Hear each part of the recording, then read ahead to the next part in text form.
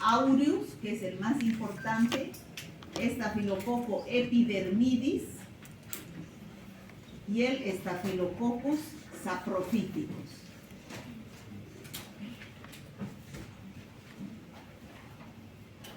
¿Ya?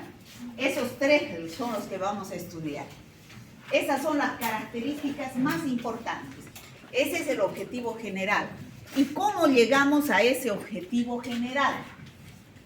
Mediante estos objetivos específicos. Primero, identificar las características morfológicas. ¿Qué significa morfología? Forma, ¿no? Ya hemos dicho que las bacterias son cocos, bacilos o espirilos. En este caso, la morfología son cocos. Tintoriales significa cómo es su tinción. Gram positivos. Son cocos gram positivos. Gram, por si acaso, no es grande, es grande de Christian Gram, un apellido con N. ¿Ya? Gram positivos. Que se agrupan, que se pueden agrupar así como racimos de uva. ¿Ya? Las características fisiológicas, bioquímicas, es decir, qué enzimas producen, qué toxinas, así como lo más importante, chicos, que a ustedes les interesa que estudian medicina, es las patologías que provocan. A ver, me va a decir usted joven, ¿cómo te llamas, hijito? ¿Qué te crees? Manuel, ¿qué quiere decir patologías? Enfermedades que producen. Entonces, ustedes de aquí van a salir sabiendo por qué están estudiando a este bicho, que es del género Staphylococcus en medicina. Bueno, pues porque produce ciertas enfermedades que ustedes han decidido estudiar, que van a ser médicos, ¿no? Y van a ver esas enfermedades todo el tiempo.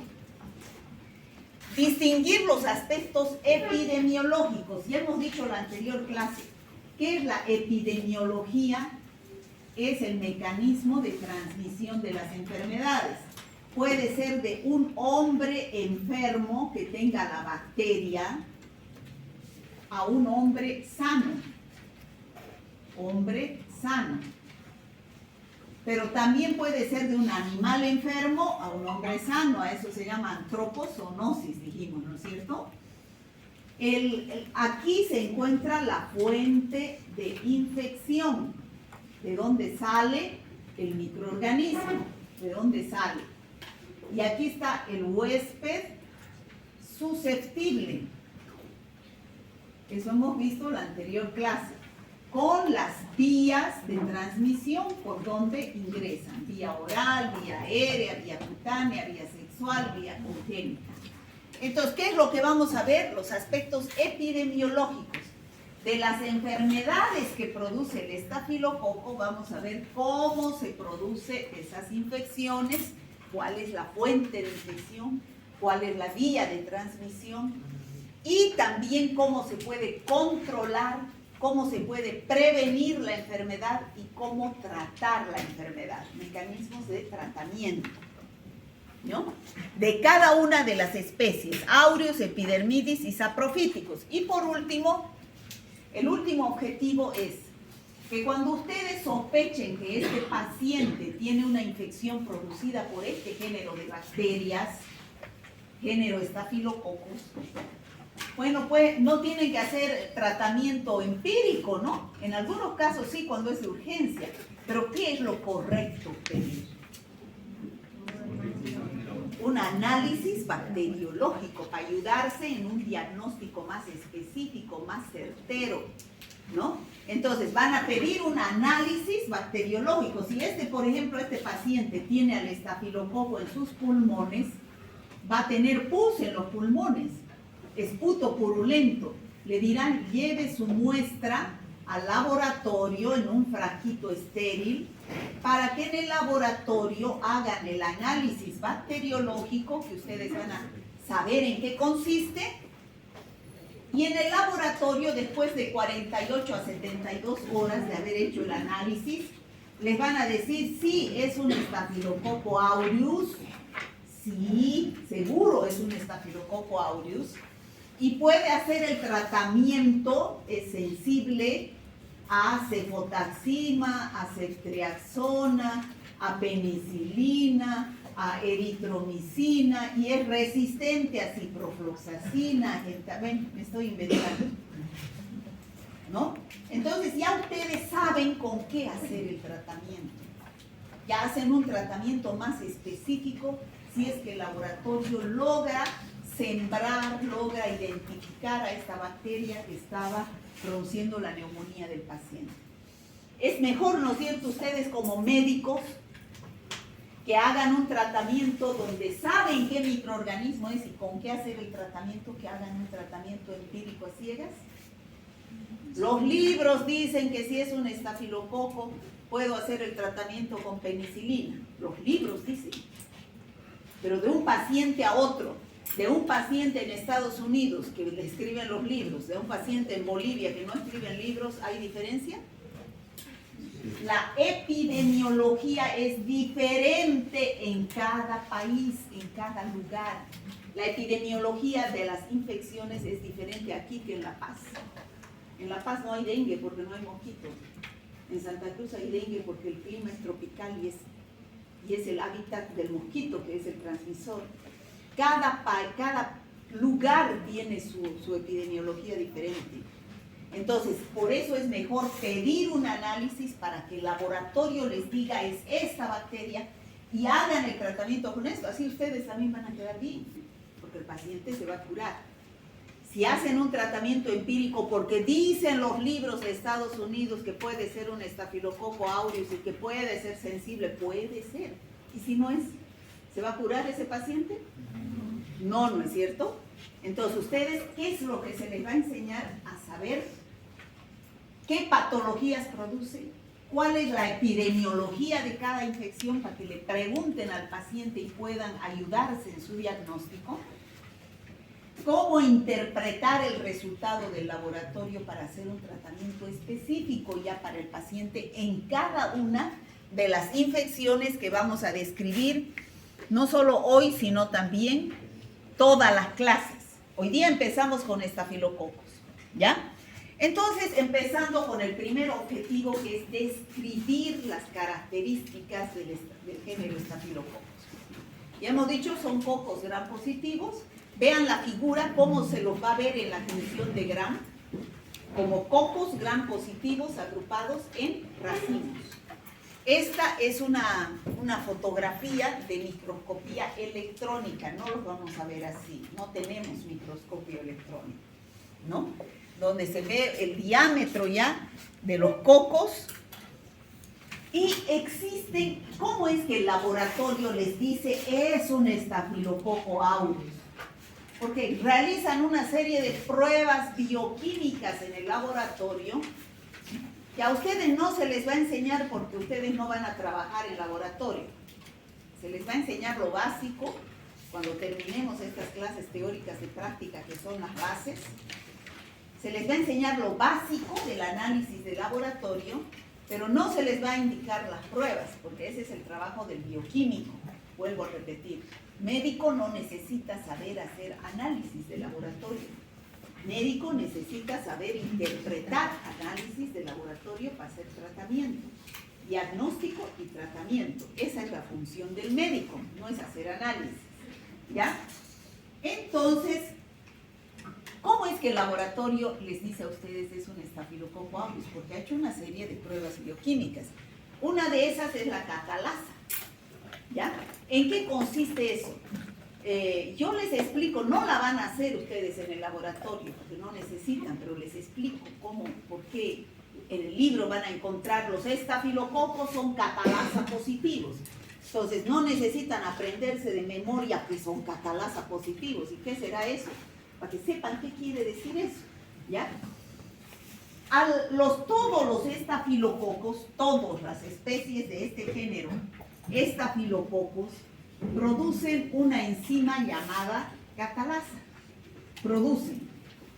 ¿Y cómo yo catalasa? Digamos que este paciente lleva su muestra al laboratorio. Le hago la tinción de gram. Atiéndanme, por favor. Le hago la tinción de Gram y veo cocos Gram positivos. Pero ¿cuáles son cocos Gram positivos? Digamos que no estén ni en racimo ni en cadena. Veo así coquitos aislados. Voy a decir, ya es un estafilococo. No, puede ser un estafilococo, puede ser un estreptococo, ¿no es cierto? Puede ser un estafilococo aureus, puede ser un estreptococo piógenes, o puede ser un estafilococo epidermidis, puede ser un estreptococo beta hemolítico o agalactie, puede ser un estreptococo pneumoniae, puede ser, no sé qué será. ¿Cómo hago para saber qué es las pruebas bioquímicas? La primera es la catalasa. Esta enzima catalasa me permite diferenciar los estafilococos de los estreptococos. ¿Ya? Si hago esa prueba en el laboratorio, voy a saber si es un estáfilo o si es un estrepto. No voy a saber si es un estáfilo, si es aureus, epidermidis o saprofíticos. No voy a saber. Para eso tengo que hacer otras pruebas. Pero esta prueba catalasa, ¿en qué consiste? Yo siembro el esputo del paciente o pus del paciente si es una secreción purulenta. Al día siguiente me crecen las colonias. Una vez que he sembrado en un medio de cultivo, digamos en un agar sangre, lo incubo en la estufa a 37 grados y me crecen unas colonias al día siguiente. Yo no sé qué bacteria será. Le hago una tinción de Gram a esa colonia y veo cocos Gram positivos. ¿Será estáfilo? ¿Será estrepto? ¿Qué será? Tengo que empezar a hacer pruebas. Y la primera que hago es la catalasa. ¿Para qué sirve la catalasa? Para diferenciar si es estáfilo o es estrepto, porque al ver cocos no sé cuál de los dos es. ¿Y en qué consiste esa prueba de la catalasa? Yo mezclo en un portaobjetos, así como vemos acá, una colonia o dos colonias con un asa con peróxido de hidrógeno. Es el agua oxigenada, ¿no? Pongo una gotita de agua oxigenada común de las que ustedes conocen y coloco con un asa de platino, saco colonias del supuesto estáfilo o estrepto y lo mezclo. Entonces, si es que se producen así burbujas, es un estáfilo. Si no se produce burbujas, si es así, es un estrepto. Esa es la primera prueba que yo necesito para saber si es un estáfilo o un estrepto.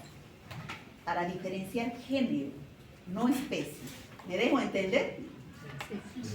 Entonces, ¿qué es lo que se ha producido ahí? ¿Por qué se ha producido burbujas? Porque a reacción, todos los estafilococos producen la enzima catalasa, ¿ya? Más el agua oxigenada que he puesto, ¿qué es lo que se ha producido? Oxígeno más agua. Oxígeno más agua. Y este oxígeno es el que se ve como burbujas, ¿ya? En cambio, los estreptococos no producen la enzima catalasa. Por lo tanto, ¿va a haber producción de oxígeno? No, ¿no es cierto? No se van a ver burbujas. Bueno, esto yo les explico para que ustedes cuando lean en el libro, ahí dice los estafilococos son productores de catalasa, para que sepan que todo lo que termina en asa es una enzima. Catalasa, hialuronidasa, estreptoquinasa, colagenasa, penicilinasa, beta-lactamasa, todos esos son enzimas. Y la catalasa es una enzima producida por el género Staphylococcus que desdobla el agua oxigenada o peróxido de hidrógeno en oxígeno y agua. Y ese oxígeno se ve como burbujas. ¿Ha quedado claro, chicos? Sí. Bueno. Entonces, todos los estafilococos y micrococos son catalasa positiva. Y los estreptococos y enterococos son catalasa negativa, los que vamos a avanzar la próxima semana. Ahí está ya lo que les dije, la taxonomía. ¿Qué quiere decir taxonomía? ¿Cómo se nombra este género de bacterias? A ver, cuando les digo a ustedes, a ver su taxonomía, me tienen que decir Soy Juan Pérez Rodríguez. Esa es la taxonomía de las bacterias, ¿ya? Pertenecen a la familia Micrococcaceae, género Staphylococcus, especies Aureus, Epidermidis, Saprophyticus, ¿ya? Esa es la taxonomía.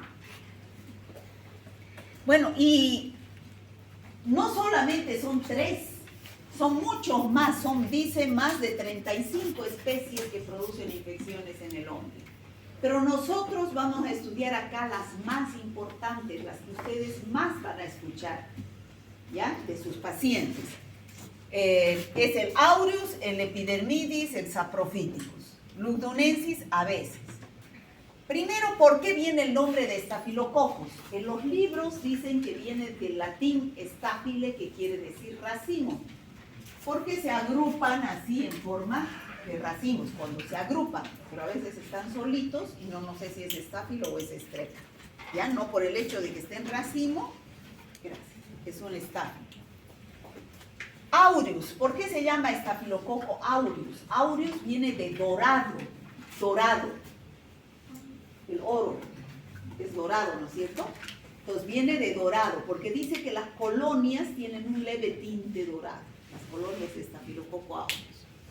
Epidermidis, como su nombre indica, ¿dónde es microbiota? En la epidermis. Todo el mundo tiene Staphylococcus epidermidis en la epidermis, ¿ya? Es microbiota de piel y mucosas también. Lugdunensis, porque se ha descubierto en una ciudad de Francia llamada Lyon. Saprophyticus viene de sapros, que quiere decir pútrido, y phyton, planta, quiere decir que es pútrido para las plantas, pero también produce algunas infecciones en el hombre. ¿Debido a qué produce esta bacteria infecciones? ¿Por qué estas bacterias del género Staphylococcus producen infecciones? Puede ser por 2 mecanismos. Uno, porque la propia bacteria ingresa al organismo humano y produce una infección, o puede ser que la bacteria produce una toxinas. ¿Saben lo que son toxinas, no? Sustancias tóxicas, eso saben. ¿Sí? Que hacen daño. Entonces, produce toxinas y al ingresar al organismo humano, entonces las toxinas son las que producen la enfermedad. Entonces ahí vamos a hablar de 2 tipos de acciones. Acción directa, la que produce directamente el estáfilo dentro del organismo humano, y acción indirecta es por intermedio de sus toxinas. ¿Se entiende? ¿Chicos? Sí. Bueno, entonces, toxinas y también producen enzimas. ¿Qué toxinas producen los estafilococos? Sobre todo el Staphylococcus aureus es el patógeno por excelencia. El Epidermidis y el Saprophyticus generalmente son oportunistas. ¿Qué significa? Que viven con nosotros, nos colonizan, pero cuando aprovechan la oportunidad, entonces van a producir, cuando bajan las defensas, van a poder producir una enfermedad infecciosa. ¿Qué toxinas producen? Citotoxinas, alfa, beta, gamma.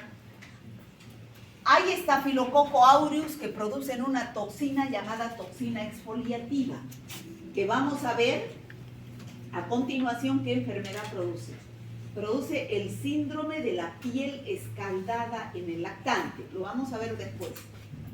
Síndrome de la piel escaldada en el lactante. Hay estafilococos que producen enterotoxinas. ¿Qué quiere decir entero, chicos? Intestino. Intestino. ¿Ya? Entonces, si son enterotoxinas, ¿dónde van a ser tóxicas? ¿Y qué van a producir? Diarrea. Náuseas, vómitos y diarrea, sobre todo, ¿no? Diarreas. Hay otra toxina llamada toxina 1, que es la que produce una enfermedad llamada síndrome del shock tóxico. ¿Ya? Esas son la mayoría de las toxinas que producen los estafilococos, sobre todo el aureus, para producir infecciones. pero también produce enzimas. Las coagulasas, que coagulan el plasma, catalasas, ya dijimos, que reacciona in vitro con el agua oxigenada, la hialuronidasa, que desdobla los tejidos, la fibrinolicina, que actúa produciendo fibrinólisis, la penicilinasa o beta-lactamasa. Esa es importantísima. Ustedes saben que cuando ingresa una bacteria al organismo humano, como médicos, ese paciente, bueno, si ingresa una bacteria, por ejemplo, a los pulmones, el ejemplo más típico que se me ocurre, ingresa a los pulmones, ese paciente va a vencer la batalla a la bacteria. Ese paciente va a empezar a tener signos y síntomas, o sea, una enfermedad infecciosa. Va a tener tos con expectoración, va a tener fiebre, dolor en punta de costado, signos de una... ¿Qué se llama esa enfermedad? Tuberculosis. No, neumonía. La tuberculosis es toser más de 15 días, enflaquece, ¿no? Neumonía. Bueno, entonces, ¿qué es lo que yo le doy al paciente para combatir esa bacteria que está en los pulmones? ¿Qué dan, señores médicos? Antibiótico, que es lo que ustedes están estudiando esta semana. Importantísimo el tema de esta semana, no se falten. No se falten. Importantísimo es. Los que no han venido esta mañana pueden asistir a los otros grupos después de esta clase. Pero no se falten, es importantísimo porque van a hablar de la clasificación de los antibióticos, si es que han leído su guía, ¿no? Que sería lo correcto y lo ideal. Entonces, ustedes saben que existen miles de antibióticos, muchísimos, ahí en su guía están algunos, los más usados. Se distribuyen por familias, ¿no? Entonces, digamos, una familia son los beta-lactámicos. Los beta-lactámicos se dividen en penicilinas, cefalosporinas, carbapenems, monsalactam, inhibidores de beta-lactamasas, existen un montón. ¿Cuál voy a dar? ¿Cuál de esos? ¿Quién me dice? El laboratorio, con su análisis, ¿no es cierto? Pero ¿qué es lo que sucede? Antiguamente todas las bacterias eran sensibles a penicilina. Era el primer antibiótico que se descubrió. Pero ¿qué es lo que sucedió a medida que pasó el tiempo? La bacteria mutó, ¿no es cierto? Empezó a producir una enzima llamada beta-lactamasa, ¿no? Beta-lactamasa. ¿Qué hacía la beta-lactamasa? Ustedes saben que todo antibiótico beta-lactámico, ahí están las penicilinas, están las cefalosporinas, ya ustedes saben, hoy día tenían que haber leído. Tienen en su composición química un anillo beta-lactámico, que no me acuerdo ni cómo es así. ¿Ya? Un anillo beta-lactámico. Entonces, ¿qué es lo que hace el antibiótico? El antibiótico, este es el antibiótico, va a ir a destruir a la bacteria. Su fin es destruir a la bacteria, ¿no es cierto? ¿Hasta ahí estamos? La bacteria que está en los pulmones del paciente. Entonces, si esa bacteria muta, ¿qué es lo que va a pasar? Va a empezar a producir una enzima que se llama beta-lactamasa. Esta bacteria produce beta-lactamasa. ¿Qué va a hacer esa enzima beta-lactamasa? Va a destruir el anillo beta-lactámico del antibiótico, a inhibirlo. Y por lo tanto, ¿ese antibiótico servirá para destruir a esa bacteria? No, es cierto, lo inutiliza el antibiótico. La bacteria se vuelve resistente al beta-lactámico por la producción de beta-lactamasas. ¿Está claro? Eso es lo que se explica la genética bacteriana que hemos avanzado la anterior clase. Por eso avanzamos las clases de generalidades para que ustedes tengan base para poder aprender. ¿Hasta ahí estamos claros, chicos? Sí. La epidemiología. ¿Qué hemos dicho que es hablar de la epidemiología? ¿Cómo llega de este paciente, que es la fuente de infección, a este paciente que está sano? Entonces, ¿de dónde es la fuente de infección? Todas las personas tenemos estafilococos en piel y mucosas. algunas más que otras. Se dice que cerca del 15% de adultos sanos son portadores. ¿Qué significa? Yo estoy colonizado el estafilococo, pero no me está produciendo ninguna infección. Estoy colonizado. ¿Quiénes, sobre todo? El personal de salud, las enfermeras, los médicos, se ha hecho un estudio donde se les ha hecho un hisopado de la nariz. ¿Saben lo que es hisopado? ¿Con qué se saca? ¿Saben lo que es hisopo, no? Lo que no saben es un cotonete, pero desde ahora ya no es cotonete, es hisopo. El nombre médico es hisopo, ¿ya? Hisopado de la nariz y se ha cultivado en el agar sangre. Han crecido estafilococos en 1 de cada 3 pacientes, de cada personal de salud, ¿ya? Entonces, ese estafilococo puede que en el médico, en la enfermera, no le esté produciendo, es un portador asintomático, no le está produciendo ninguna infección. Pero ese estafilococo puede ser resistente, porque vive en el hospital, el médico, la enfermera. ¿Habrán bacterias buenitas allá? No, todas son malísimas. Ya se volvieron cuerudas ya los antibióticos. Pero como están colonizando no pasa nada. Pero ¿quiénes son los que van a sufrir las consecuencias? Los pacientes, porque los pacientes son inmunodeprimidos, ¿no? Entonces, un médico al toser, al hablar, al estornudar, ¿no será que va a eliminar esos estafilococos ahí en el paciente? Por eso hay que usar barbijo. Un médico que con las manos va de un paciente a otro llevando bacterias, ¿no será que va a transmitir esas bacterias a un paciente inmunodeprimido? Por eso hay que lavarse las manos y colocarse guantes, ¿no es cierto? Entonces, todas las normas de bioseguridad se deben aplicar para evitar en la epidemiología de la infección la cadena de transmisión. Romper ese mecanismo de transmisión. En las manos hay cualquier cantidad de bacterias. ¿Qué infecciones producen estos estafilococos? Ya estamos entrando en materia. Hasta ahorita solo hemos hablado las generalidades. Pueden producir infecciones de la piel, esas son las más leves. Ahorita vamos a entrar a ver cuáles son. Y ustedes las conocen, altísimas. Infecciones en los huesos, llamadas osteomelitis, infección del hueso. Del aparato geniturinario, generalmente infecciones urinarias. E infecciones oportunistas. La mayoría del estafilococo epidermidis y saprophyticus producen infecciones oportunistas. ¿Por qué? Porque viven colonizando nuestra piel y mucosas y aprovechan que nuestras defensas están bajas y se entran y producen infecciones graves, ¿no? Mediante instrumentos críticos y producen infecciones graves. Este es el cuadrito de resumen que vamos a pasar a describir a continuación, ¿ya? Aquí solamente estoy nombrando las enfermedades, no les estoy diciendo cómo son. ¿Qué enfermedades producen el estafilococo aureus, epidermidis y saprophyticus? Ya dijimos que el estafilococo aureus era el más patógeno.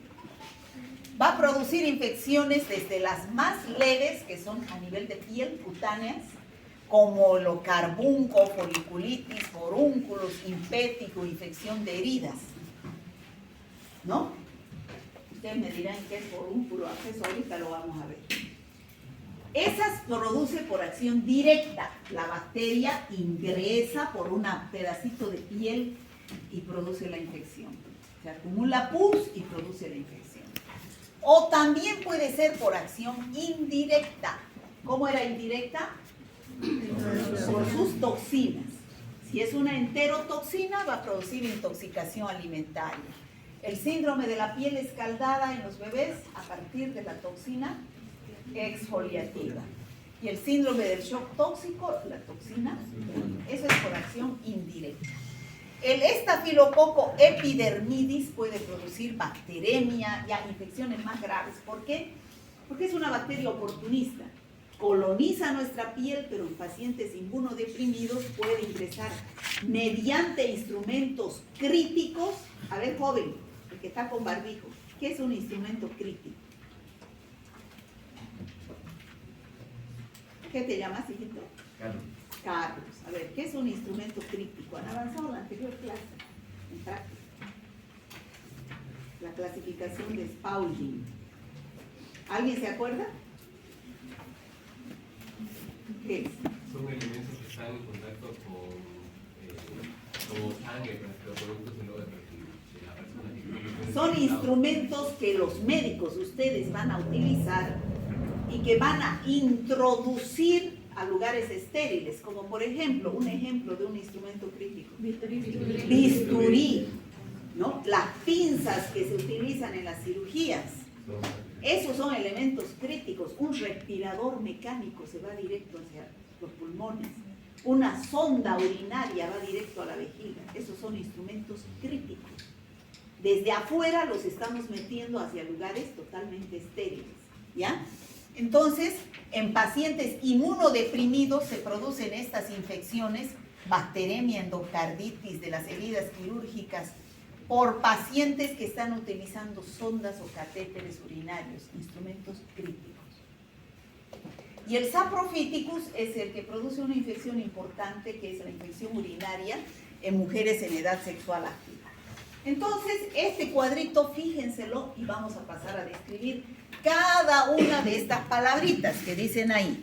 Empezando por el estafilococo aureus. Es el patógeno por excelencia.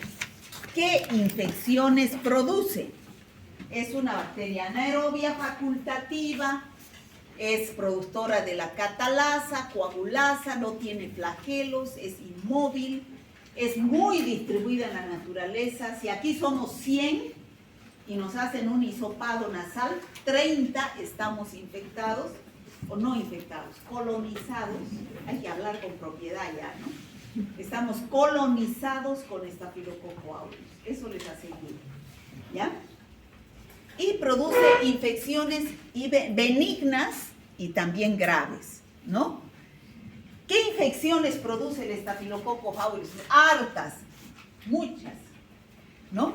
Puede producir en el corazón endocarditis, en la piel síndrome de la piel escaldada por su toxina, ya dijimos. Puede producir neumonías, intoxicaciones alimentarias por sus enterotoxinas, infecciones por catéteres, o sea, bacteremias, síndrome del shock tóxico, infecciones cutáneas, osteomelitis.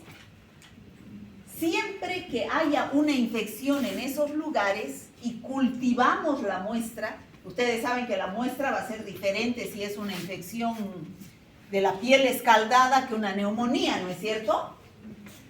Si ustedes tienen un paciente con neumonía, ¿cuál va a ser la muestra?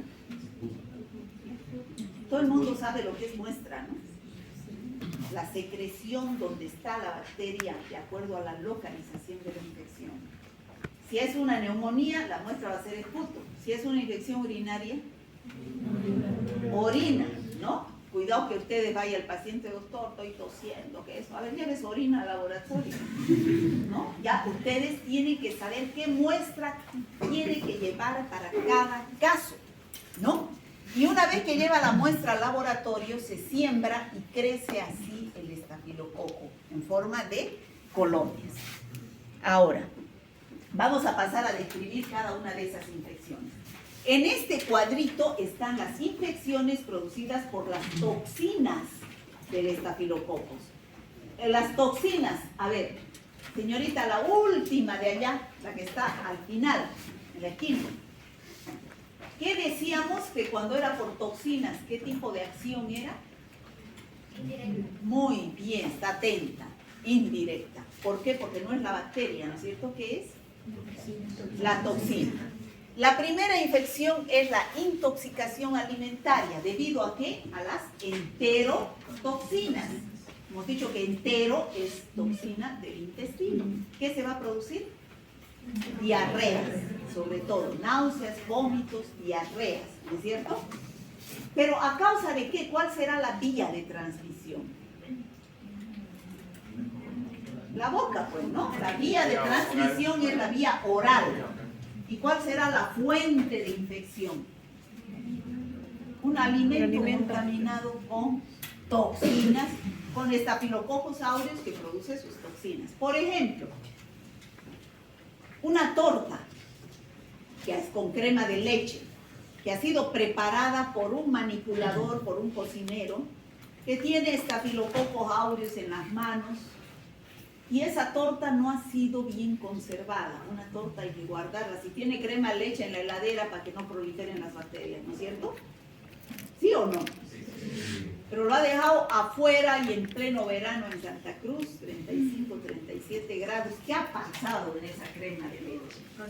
Había una bacteria y cada 20 minutos, ¿qué se hicieron? Miles de bacterias. Y cada una de esas bacterias, ¿qué produjo? Su toxina, su enterotoxina. Entonces, cuando yo me voy a comer la torta, me estoy comiendo toxinas, enterotoxinas de Staphylococcus aureus. Hablan de tortas, también pueden ser los embutidos. Cualquier alimento donde no está bien conservado y prolifera el estafilococo cada 20 minutos reproduce sus enterotoxinas. Entonces me como el alimento contaminado por la vía oral. La bacteria ingresa a través de la boca. Después de un tiempo va a empezar el primer síntoma, náuseas, vómitos o diarrea directamente. ¿Qué se llama esto? ¿Qué se llama ese periodo? Periodo de incubación. Es el tiempo que transcurre desde que el alimento o cualquier bacteria ingresa y se manifiesta el primer signo o síntoma. En este caso, el periodo de incubación es de 2 a 6 horas. ¿Qué quiere decir? Que después de 2, 3, 4, 5, 6 horas voy a tener diarrea. ¿Ya? En el caso de que sea una salmonela o otra enfermedad, otra bacteria que produce también diarrea, una shigella, el periodo de incubación es 12 a 36 horas.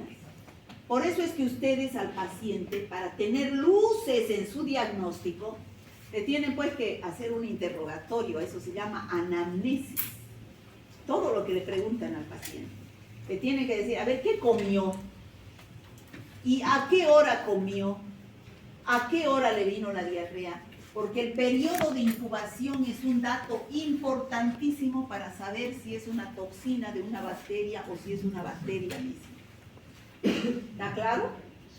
¿Qué color es la diarrea? ¿Qué aspecto? ¿Es líquida? ¿Es con moco? ¿Con sangre?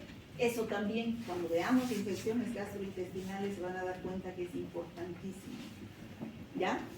Bueno, a eso se llama intoxicación alimentaria, al ingerir alimentos con la toxina. Inician vómitos intensos, diarrea, pero no es una diarrea grave, dura 24 horas y se va. Chicos, también aquí algo importante. Ustedes cuando están con diarrea, van a la farmacia y les dan, tome Bactrim, tome ampicilina, antibiótico, ¿no es cierto? ¿Y eso está bien? ¿Por qué no? Eso, el antibiótico se toma y el antibiótico al entrar no dice, pues, esta es mala y esta es buena, esta la mato, esta no. El antibiótico mata todo. Es una escopeta, mata todo. Y si mata nuestra microbiota intestinal, ¿está bien? No, nuestra microbiota vive en mutualismo, en comensalismo con nosotros, nos protege, aumenta nuestra inmunidad. Entonces el cuadro diarreico, cuando uno toma antibióticos, se prolonga. Por eso, ¿cuál es el tratamiento de una diarrea? Sintomático. ¿Qué significa sintomático? Tratar los síntomas. Si el paciente tiene náuseas, vómitos, un antiemético. Si tiene fiebre, un antipirético. Pero lo más importante, hidratar al paciente, restituir ese volumen de líquido y electrolitos que está perdiendo por los vómitos o por la diarrea. La deshidratación es una causa de muerte de muchos niños, ¿no? Entonces la OMS dice no dar antibiótico en lo posible en las diarreas, a no ser que sea muy necesario, porque barre la microbiota intestinal. ¿Qué dicen los médicos cuando están con diarrea los niños? ¿Qué dan? Probióticos. ¿Por qué? Porque van a la farmacia y les dan antibiótico. Entonces tienen que restituir esa flora que ha sido muerta, ¿no? Ese es el tratamiento de una intoxicación alimentaria. Cualquiera, sea la diarrea, sea por estáfilo, por vidrio, cólera, por salmonela, por shigella, cualquiera. Otra por toxinas es el síndrome de la piel escaldada, ¿no? Como vemos ahí, se sale la piel de los niños a pedazos debido a la toxina, ¿qué se llama? Exfoliativa, que produce el Staphylococcus aureus. El síndrome de shock tóxico que da a las personas adultas.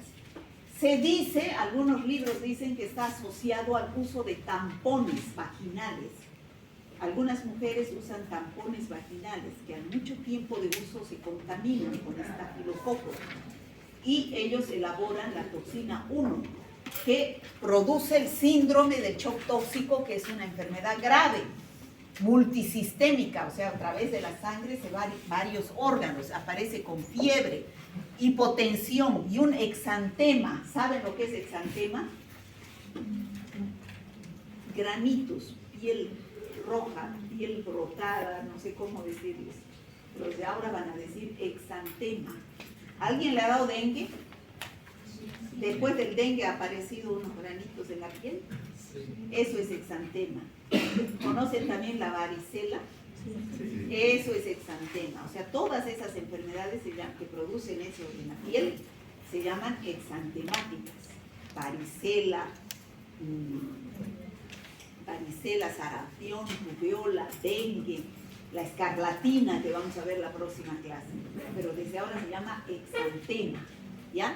Aparece un exantema eritematoso. ¿Qué es eritematoso? Rojo. Ya no me van a decir más rojo, me van a decir eritematoso. ¿Está claro? Sí. Eritematoso. Van a llegar a su casa hablando de eritematoso, exantema, se van a asustar ahí sus papás, ¿no?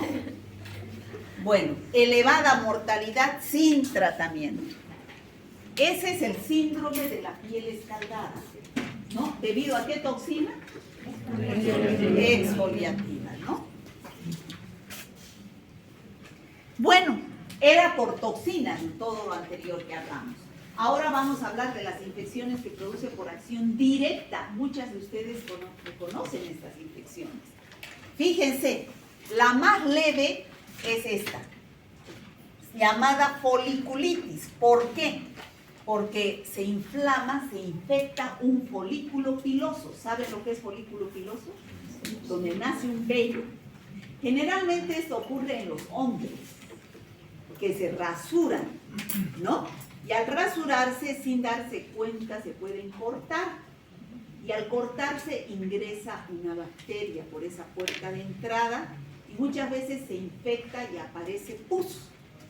Entonces se inflamó el folículo, se infectó el folículo piloso. Si nosotros hacemos una punción con una jeringa de esa pus y sembramos en agar sangre, va a crecer Staphylococcus aureus. ¿Ya? Eso es lo más sencillo porque es solo infección del folículo piloso, la parte más superficial. Foliculitis.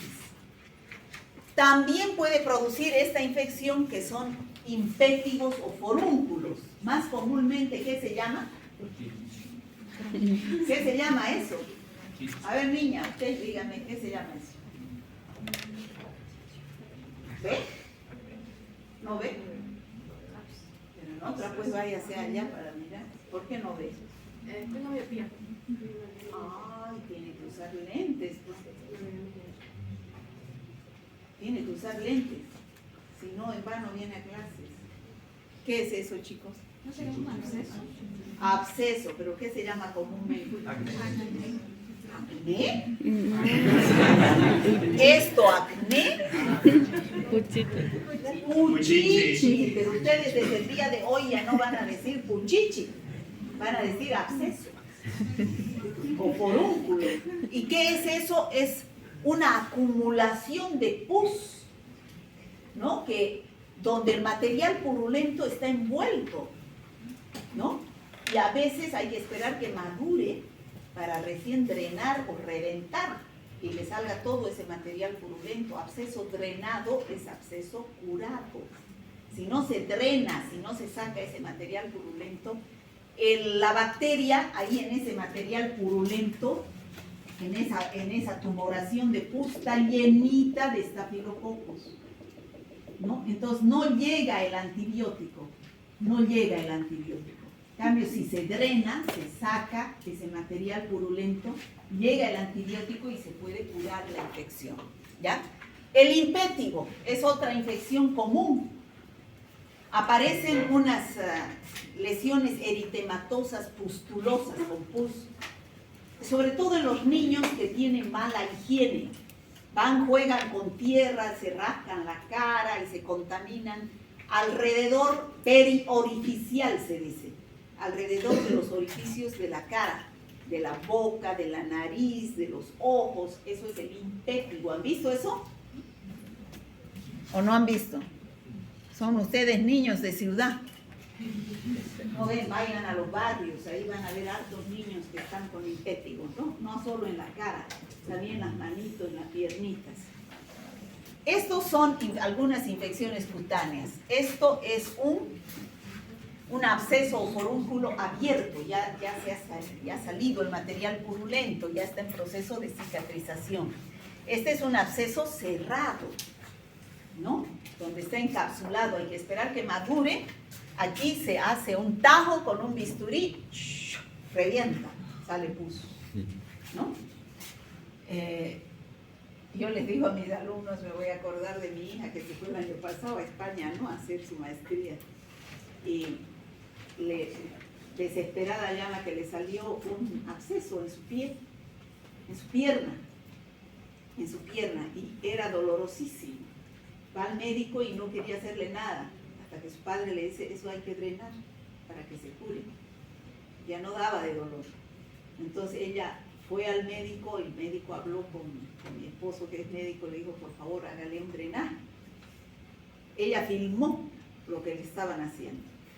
Cortaron y ¡pum!, reventó eso y hasta los bandiles de los médicos.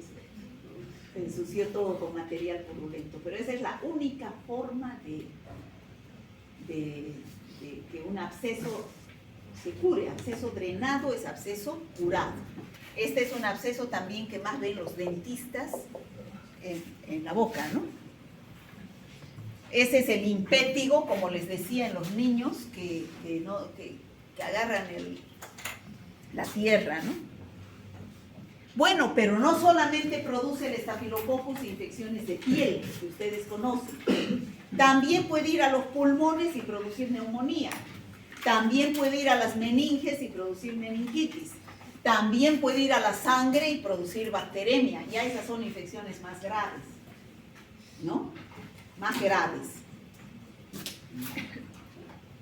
También puede ir a los huesos y producir osteomelitis. Fíjense aquí un hueso infectado con pus. También pueden aparecer varios abscesos. ¿Qué es el carbunco estafilocócico?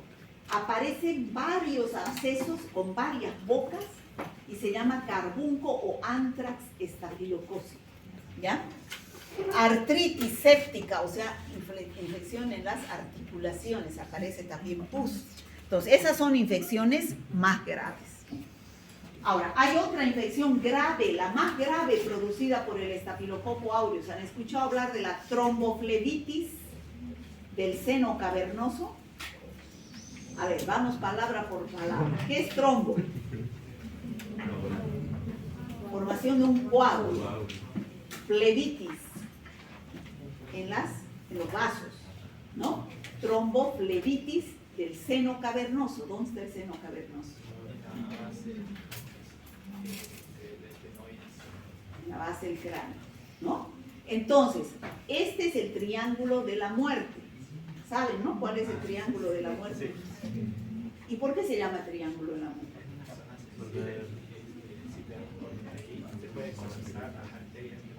Porque hay mucha vascularización, ¿no? Entonces, si aparece un granito o algo acá en ese triángulo de la muerte, es peligroso pues que se infecte y se vaya a producir la tromboflebitis del seno cavernoso. ¿Ya? Por eso, esa es la peor enfermedad y es de curso mortal, ¿no? El paciente no dura una semana que se muere con tromboflebitis del seno cavernoso. Y el Staphylococcus aureus es la bacteria más importante. Bueno, ya hemos acabado con el Staphylococcus aureus, lo hemos descrito ampliamente. Ahora el Staphylococcus epidermidis. ¿Dónde hemos dicho que vive el Staphylococcus epidermidis? En la epidermis, pero ¿en quién es una oportunista por excelencia? ¿Por qué? Porque puede ingresar a través de elementos críticos, dijimos, ¿no es cierto? Puede ingresar a través de un catéter que está, la enfermera o el médico no se lavó las manos, no puso guantes, no hizo una buena asepsia de la piel e ingresó a la sangre el catéter y el paciente es inmunodeprimido. O por medio de una sonda ingresa directo a la vejiga a producir infección urinaria. O por medio de una prótesis de una válvula se va al corazón y produce una endocarditis. Esas infecciones son graves. Aunque es una bacteria de la piel, pero en pacientes inmunodeprimidos producen infecciones graves, ¿no? Como endocarditis, sepsis o infecciones urinarias. Generalmente estas infecciones urinarias, ¿en quiénes? En los viejitos que son sometidos a cirugía de próstata. Entonces hay que someterle, mucho tiempo están con sonda urinaria. Y esa sonda se infecta, se coloniza de bacterias y se infecta. Entonces puede dar el Staphylococcus epidermidis, ser la causa, el agente etiológico de la infección, ¿no? Y el Staphylococcus saprophyticus es productor de infecciones urinarias en mujeres en edad sexual activa. ¿Ya? Esa es la infección que más se ha visto. La infección urinaria, el agente más importante es un bacilo gram negativo. ¿Qué se llama? El 80% de las infecciones urinarias está producida por un bacilo gram negativo, que es la Escherichia coli. Pero también hay cocos gram positivos, Staphylococcus saprophyticus. Este es el coco más importante, produce el 10% de las infecciones urinarias. 80-90% son bacilos gram negativos, entre los cuales está la Escherichia coli. Pero este es importante. Bueno, el tercer objetivo, dijimos, ya hemos descrito al estafilococo, las enfermedades que producen, su epidemiología de todas las especies. El tercer objetivo era ver el diagnóstico de laboratorio, ¿no es cierto? Que esto lo vamos a ver así de paso nomás, porque ustedes no van a ser bioquímicos. Pero tienen que saber, ante cualquiera de esas infecciones, chicos, ¿qué es lo que van a hacer, señores médicos? Chicos médicos, ¿qué van a hacer? Solicitar un análisis bacteriológico, ¿no es cierto? O va a ir el paciente con su absceso ahí y le van a decir, vaya a hacerse poner penicilina. No, van a hacer un drenaje, van a sacar pus y esa pus van a mandar al laboratorio, van a pedir análisis bacteriológico de secreción purulenta, que es la pus. O sea, si es pus, va a ser, si es una herida. La muestra, si es sepsis, va a ser sangre. Si es un esputo, si es una neumonía, va a ser esputo. Si es una infección urinaria, la muestra va a ser orina. O sea, de acuerdo a cualquiera de esas infecciones que produzcan estas bacterias. Llega al laboratorio, se hace su examen directo, su tinción de Gram, se ven los cocos Gram positivos, se cultiva en agar sangre, es el medio más importante. La próxima semana que no les extrañe que se les pida que donen sangre, no donen medio litro, que donen 10 ml de sangre para preparar agar sangre, para que ustedes conozcan, para que ustedes siembren, para que ustedes practiquen, ¿ya? O sea, que no se nieguen, es para ustedes, ¿ya? Es para ustedes. Yo no me puedo sacar sangre para que ustedes practiquen, o el auxiliar o las de laboratorio. Son ustedes, chicos, no les va a hacer, nos van a volver anémicos por sacar 10 ml de sangre, si tienen 5 a 6 litros, ¿no? Entonces, este es el agar sangre, donde se cultiva la bacteria, crece, se la identifica con las pruebas de catalasa, coagulasa y todas esas que hacen los bioquímicos, que son todas estas pruebas, hacen los bioquímicos para decirles al final a ustedes este resultado.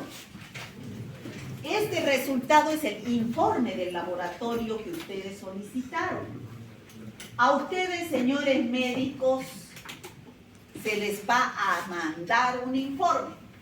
O sea, lo que se les va a enseñar es qué enfermedades producen, cómo se produce la transmisión, qué es lo que deben pedir al laboratorio y cómo deben interpretar el resultado del laboratorio. Eso es lo que se les va a enseñar en práctica en bacteriología, en laboratorio. No se extrañen que no vayan a hacer cositas de laboratorio porque eso a ustedes no les sirve. Eso es para los bioquímicos, ¿está claro eso? Haremos unas 3 clases de ver cómo se hace un examen directo, qué se ve en el microscopio, se ven leucocitos, eritrocitos, células epiteliales. Van a aprender a interpretar qué es un examen directo. Por ejemplo, aquí, leucocitos 20 a 30 por campo. Si lo normal es hasta 10, 20 a 30, ¿estará mucho?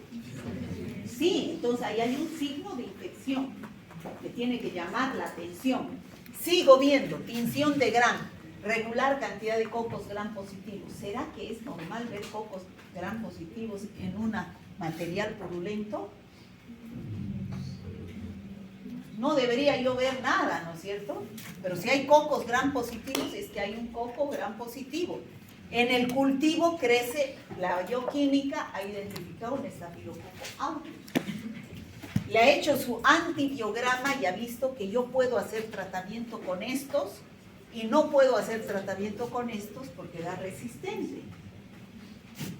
Eso es lo que ustedes van a interpretar a lo largo de todo este semestre de bacteriología. El objetivo es de la práctica que cuando venga su mamá, su papá, su primo, su vecino y le digan, a ver, tengo este informe, me he hecho hacer este análisis en el laboratorio. A ver, Junior, vos que estudias medicina, veme lo que tengo. Junior tiene que estar preparado en segundo año para decirle, mire, usted seguro tenía pus.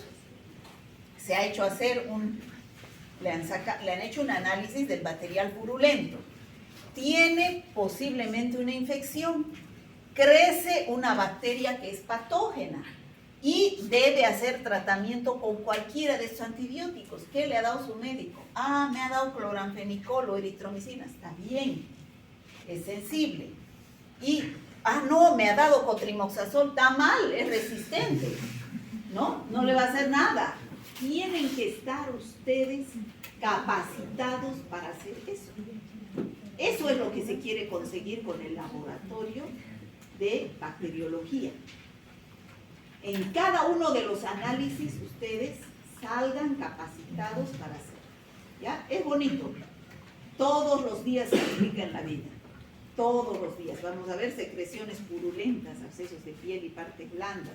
Vamos a ver infecciones respiratorias, neumonías, hisopados faringeos. Vamos a ver infecciones vaginales, súper común. Infecciones uretrales en los chicos. Vamos a ver sepsis. Vamos a ver, ¿qué más? Diarreas, infecciones urinarias. Todo eso van a aprender en bacteriología. Y en virus van a aprender dengue, interpretar rabia, interpretar gripe, interpretar COVID, interpretar HIV, hepatitis, todo eso van a aprender. Van a hacer salir capos, ¿no? En infecciones. Pero es muy útil todo esto porque es bien común. Buenas noches. Bueno, y chicos, a ver, me faltaba. ¿Qué hora es? 10 menos. 9:48. Falta todavía, ¿no? 9:50 ya quieren irse. No me da. ¿Cómo es? F5, ¿no? F5 es para que nadie me contesta. Parece que me he salido y no puedo volver.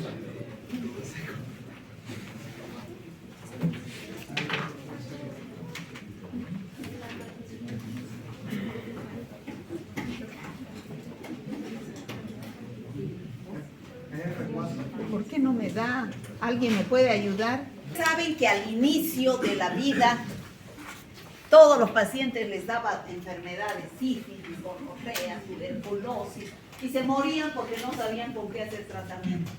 Fue que en el año de los 1840 más o menos, ¿quién descubrió el primer antibiótico y cuál fue? La penicilina, por Alexander Fleming, ¿no es cierto? ¿Cómo descubrió este investigador Alexander Fleming la penicilina? Estaba haciendo sus investigaciones, estaba estudiando a los estafilococos en sus cultivos y vio que un día se fue a su casa y volvió y sacó su cultivo y había crecido un hongo, se le contaminó con un hongo su medio de cultivo. Y vio que alrededor del hongo no crecían los estafilococos. Los estafilococos crecían aquí, aquí, aquí, pero alrededor de este hongo no crecían. Y entonces él empezó a investigar y dijo, ¿qué es lo que pasa? ¿Por qué no crecen alrededor de ese hongo? Investigó ese hongo, se llama Penicillium notatum. Entonces, en este hongo se encontró una sustancia que inhibía el crecimiento del estafilococo. Y porque se obtuvo del Penicillium notatum, se lo llamó penicilina. O sea, una penicilina natural. Ahí surgió pues la penicilina, se empezó a usar como mote. Para todas las infecciones, se empezó a usar para sífilis, para gonorrea, para todo. A los 10 años ya, ¿qué pasó con las bacterias que eran salvajes? Mutaron, se volvieron resistentes. ¿Debido a qué? ¿Qué producían? Una enzima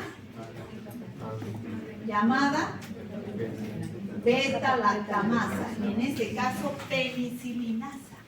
¿Qué hacía esa beta-lactamasa? Inhibía rompía el anillo beta-lactámico de la penicilina, lo rompía, lo inhabilitaba. Entonces, como se usó tanta penicilina, las cepas se volvieron resistentes. Actualmente ya no podemos usar penicilina para infecciones por estafilococos, porque el 90% son resistentes. ¿Y qué es lo que hacen los médicos? Tiene un absceso, un cuchichi, lo primero que hacen es recetar penicilina. ¿No? 90% de resistencia. Entonces, ¿qué se hizo? Después de la penicilina, ya era natural la penicilina, ¿no? Del hongo. Empezó la industria farmacéutica a fabricar otras penicilinas en laboratorios. Y a esas penicilinas las llamaron semisintéticas. Oxacilina, cloxacilina, flucloxacilina, netilmicina, meticilina, ¿no? Esas son las semisintéticas.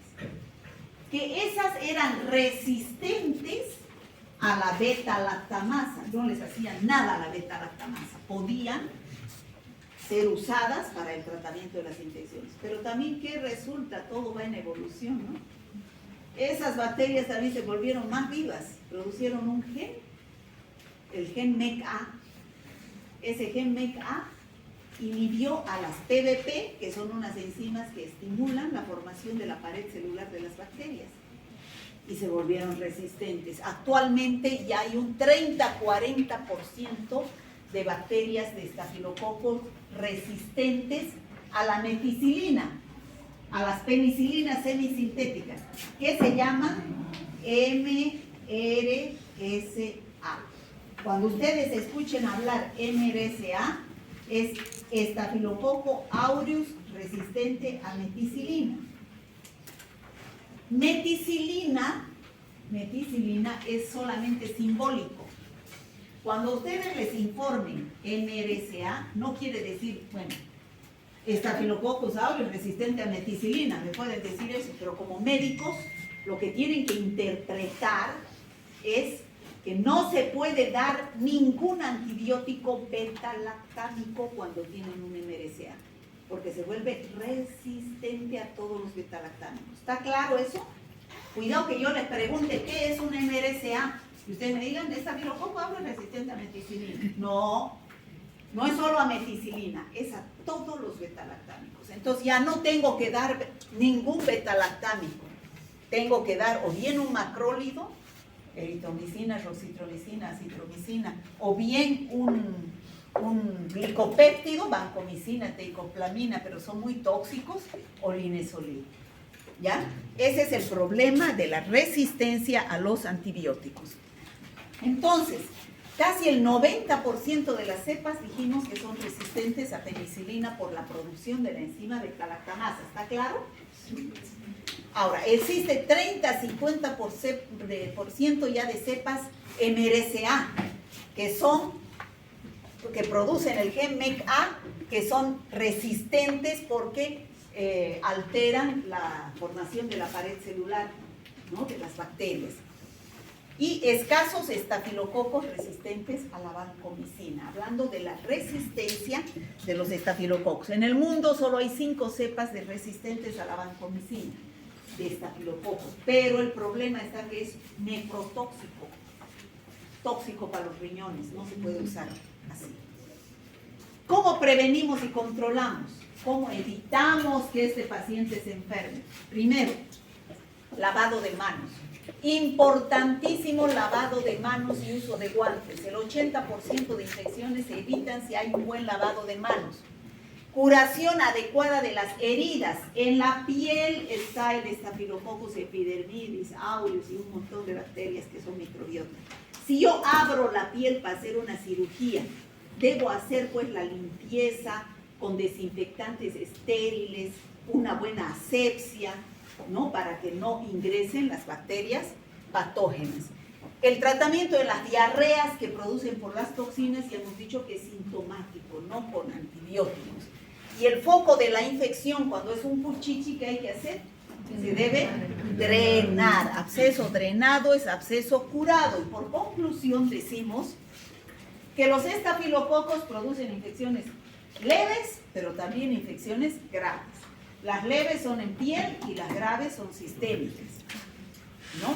Unas son por toxinas o enzimas y otras son por acción directa del estafilococo que invade a través de una herida. Y las cepas resistentes son a los antibióticos, sobre todo las que producen infecciones en los hospitales. Y por último, preguntas. Repasemos. La morfología del género Staphylococcus, ¿cómo es? ¿Cómo? En la tinción de Gram, ¿cómo se observan? Gram positivos. Las especies del género Staphylococcus, ¿cuáles son patógenas y cuáles oportunistas?